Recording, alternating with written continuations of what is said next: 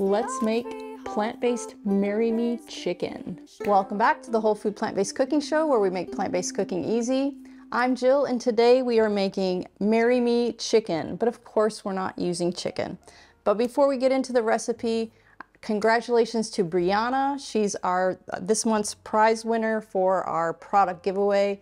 Every month we give away products to our supporting members, and Brianna was the winner this month, so congratulations. All right, so we're gonna get into this recipe. We are using the star of the show right here. This is a product from Meati, which we're not affiliated with. I am just amazed by this product and how delicious it is. So this is their classic cutlet, and if you can see it, you know, it looks like chicken cutlets. And it has a similar texture when it's cooked. I would say it's kind of between a fish and chicken type of texture. But it's very versatile. It kind of soaks up whatever flavor you're cooking it in. And what it is, they call it mushroom root, which is actually the mycelium of the mushroom. So cool. But first thing we're gonna do, we've got our oven preheated to 400 degrees. I've got 3 garlic cloves here that I've just finely minced, and you're gonna put those in the bottom of your baking dish. And I just have a small baking dish here. Whatever you have will work. It doesn't have to have a lid either. It can just be an open container. So then we're gonna put our meat cutlets, or our meaty cutlets, right on top of there. Then we are going to make the glorious sauce, because this dish is all about that sauce. It is so amazing. So this is 1.5 cups of vegetable broth. And this is a low sodium vegetable broth. 1/4 of a cup of nutritional yeast. 1/4 of a cup of cashews. 1 tablespoon of white wine vinegar. Then we have 1/2 teaspoon of smoked paprika. 1/2 teaspoon of thyme. And 1/2 teaspoon of oregano. And that's all that is in it. And if you don't want to use this product, you can also use just tofu, like a firm tofu or a portabella mushroom. They're equally as delicious. All right, so we're just going to mix this up until it's super, super silky. While we're waiting for that, I'd like to share some background on our show.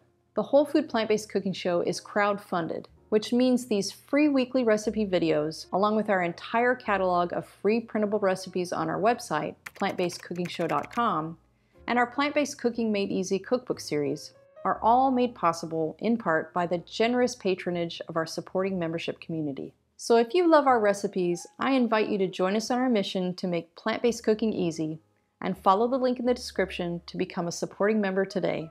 There's no denying the plant-based diet is a nutrient powerhouse, but did you know there are a handful of hard-to-get nutrients even well-crafted diets are often lacking? The latest research suggests that complementing your diet with a few specific vitamins, minerals, and omega-3s will help boost your energy and keep you thriving for the long term. That's why my daily health routine includes Complement Essential. Complement Essential contains the 8 critical nutrients lacking from most plant-based diets in dosages optimized specifically for us. Plus, Complement is completely transparent about ingredient sourcing and third-party testing, publishing the results directly on their website. As a special discount for our viewers, just use code PLANTBASEDEASY at checkout to save 15% off of your order.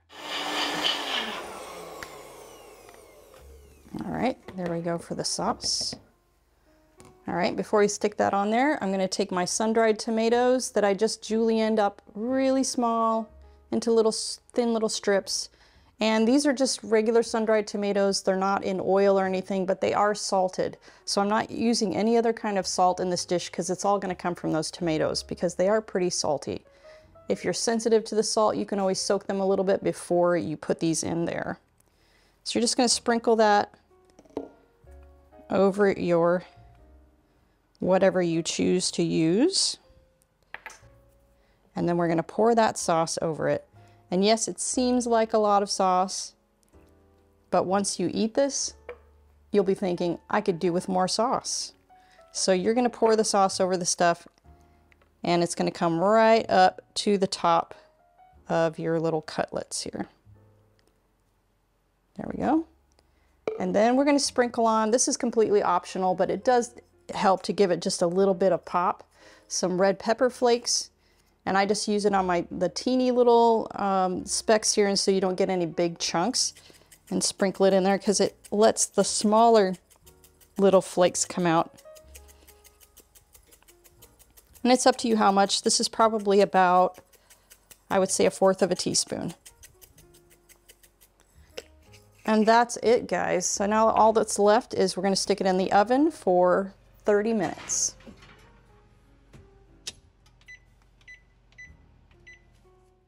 Okay, it's done. Come on in and take a look and smell this. Oh, it's so golden and bubbly. All right, it is like lava right now, so I'm going to let it cool, and then I'll meet you at the table for a taste. All right, let's dig in. It smells so good. And I already know that this tastes amazing because Jeff and I have eaten a lot of this, getting this recipe perfected. And I know that you're gonna love it too. And it's so easy. It's not intimidating at all. So you gotta get some of that sun-dried tomato, get some of that cutlet.